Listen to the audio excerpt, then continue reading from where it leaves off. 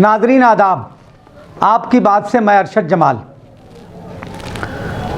2006 में जब सूचना अधिनियम आया तो तब ये समझा गया कि एक बहुत बड़ी समस्या का समाधान होने जा रहा है।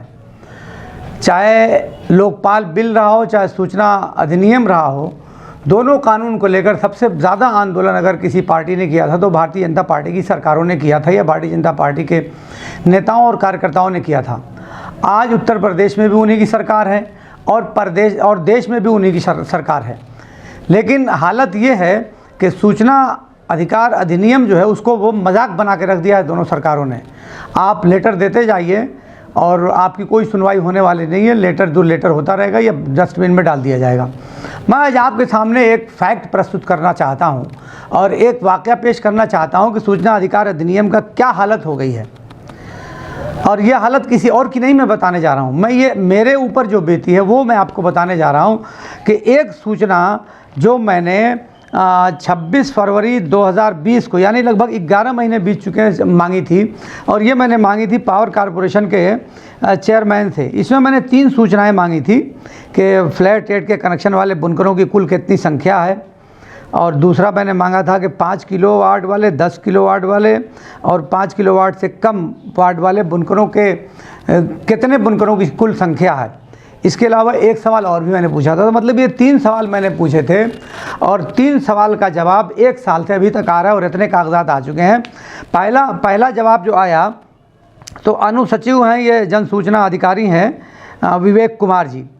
इन्होंने पहले एक पत्र लिख दिया प्रबंध निदेशक को, नहीं प्रबंध निदेशक ने इनको लिखा, प्रबंध निदेशक पूर्वांचल विद्युत वितरण निगम ने लिखा है पहला पत्र जो है अनुसचिव को। फिर उसके बाद दूसरा पत्र जो है फिर लिखा है विवेक कुमार ने, फिर एक दूसरा पत्र लिखा है कार्यालय मुख्य अभियंता वितरण वाणिज्य को, Uttar Pradesh power corporation limited को, कि ये सूचना उपलब्ध करा दी जाए। सभी जितने भी पत्र हैं सभी पत्र में कुछ न कुछ चीज़ें दी गई हैं और कहा गया है कि इनको सूचना उपलब्ध करा दी जाए, यानी एक अधिकारी दूसरे अधिकारी पर डाल रहा है। फिर उसके बाद 13 मार्च को एक पत्र आता है, ये दयाराम बिंद हैं, ये अधिशासी अभियंता हैं द्वितीय डिवीज़न के, और इनका ये वहाँ वाणिज्य एवं ऊर्जा लेखा विभाग में ये बैठते हैं। इन्होंने भी फिर लिखा जन सूचना अधिकारी वाणिज्य जन ऊर्जा लेखा विभाग को, और इन्होंने भी लिखा कि ये तीनों सूचनाएं बिंदुवार इन्होंने दिया कि ये सूचनाएं उपलब्ध करा दी जाएँ। उसके बाद भी सूचना उपलब्ध नहीं हुई। फिर उसके बाद एक पत्र जारी होता है 13 मार्च 2020 को, ये जारी करते हैं अधिशासी अभियंता रिस्पो के जो हैं, ये उत्तर प्रदेश पावर कॉरपोरेशन शक्ति भवन विस्तार जो है वहाँ ये बैठते हैं। उनकी तरफ से एक चिट्ठी जाती है Uttar Pradesh power corporation limited Ashok मार्ग में जो शक्ति नगर है उसको, और इसमें भी कहा जाता है कि इनको सूचना अरशद जमाल साहब जो उत्तर प्रदेश बुनकर फोरम के अध्यक्ष हैं इनको सूचना उपलब्ध करा दी जाए, मगर फिर भी उसके बाद भी कोई कार्रवाई नहीं होती है।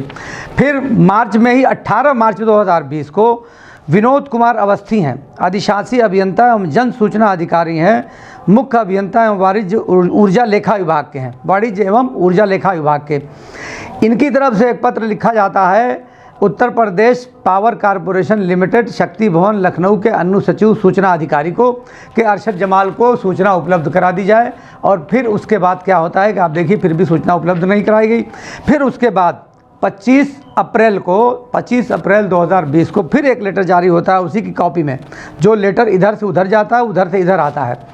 फिर ये लिखते हैं जन सूचना अधिकारी प्रबंध निदेशक की तरफ से आया है, उनके असिस्टेंट ने ये लेटर भेजा है, और लेटर भेजा है मुख्य अभियंता वितरण को पूर्वांचल विद्युत वितरण निगम लिमिटेड आजमगढ़ को। इनको भी यही बात कही गई है कि अरशद जमाल द्वारा जो सूचना मांगी गई है 3 बिंदु पर उन सूचनाओं को उपलब्ध करा दिया जाए और ये आपकी जिम्मेदारी है। और उसमें लिखा हुआ है कि अधिनियम 7 के तहत 2005 की धारा अधिनियम 7 के तहत और 2005 की धारा 6(3) के तहत सूचना उपलब्ध नहीं कराई गई तो आप उसके जिम्मेदार होंगे। और यही पत्र और यही लैंग्वेज सारे खतूत में लिखे जा रहे हैं। फिर अगस्त आ जाता है और 11 अगस्त को एक पत्र जो है जन सूचना अधिकारी अधिशासी अभियंता मुख्य अभियंता आजमगढ़ की तरफ से। अब ये पत्र किसको लिखते हैं? ये पत्र लिखते हैं विद्युत वितरण मंडल प्रथम और द्वितीय आजमगढ़ को, यानी अपने नीचे वाले को। ये खुद नहीं देते हैं, न बुला के सूचना देते हैं, बल्कि अपने नीचे वाले अधिकारी को।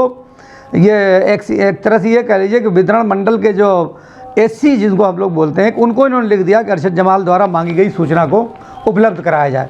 ये आप देख लीजिए कि फिर उसके बाद 19 अगस्त को एक लेटर जारी होता है प्रबंध निदेशक की तरफ से, फिर एक मरतबा लेटर जारी होता है अनुसचिव एवं जन सूचना अधिकारी Uttar Pradesh power corporation limited, Ashok मार्ग, शक्ति भवन, लखनऊ को। और इसमें भी वही बात की जाती है कि अरशद जमाल द्वारा जो सूचना मांगी गई है उनको सूचना उपलब्ध करा दी जाए। इस तरह से फिर नवंबर आ जाता है और नवंबर के महीने में भी अभी तक मुझे जो सूचना मांगी गई थी नहीं मिली है। जो अधिकारी जिस दूसरे अधिकारी को पत्र लिखता है वो उसकी एक कॉपी मुझे भी रवाना कर देता है, बस इतनी मेहरबानी करता है। फिर ये 4 नवंबर को जो पत्र जारी होता है, ये विवेक कुमार हैं, ये अनुसचिव हैं। अब अनुसचिव की तरफ से फिर पावर कॉरपोरेशन के लिमिटेड के SLDC परिसर में जो निकट मंत्री आवास है विभूति खंड गोमती नगर में, वहाँ के अधिकारी को लिखा जाता है कि अरशद जमाल द्वारा मांगी गई सूचना उपलब्ध कराने का कष्ट करें।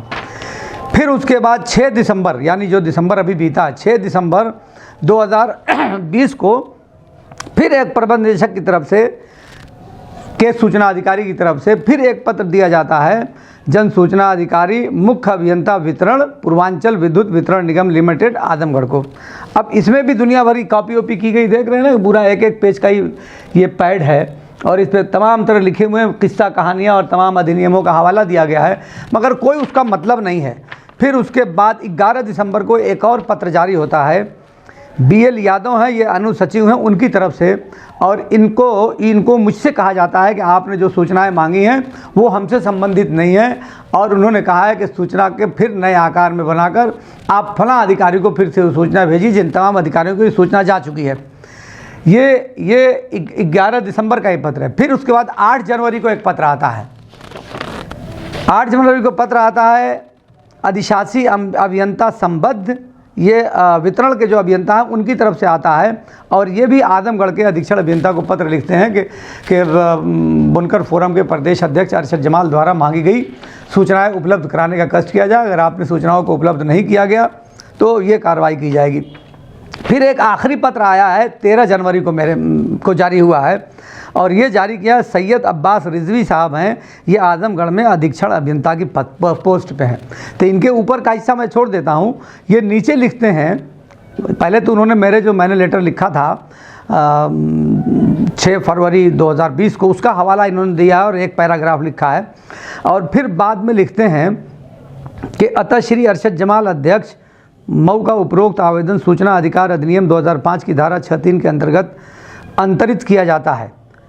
मुझको इन्होंने लिखा है लास्ट पैराग्राफ में कि आप अवगत हैं कि सूचना का अधिकार अधिनियम 2005 की धारा 7(1) के अनुसार यदि आवेदक को सम्यक सूचना उपलब्ध नहीं कराई जाती है तो उक्त अधिनियम की धारा 5(5) के अंतर्गत आप स्वतः अधिसूचना अधिकारी समझे जाएंगे एवं इसी अधिनियम की धारा 20(1) के अंतर्गत किसी विशासित उत्तरदायित्व आप पर निर्धारित होगा।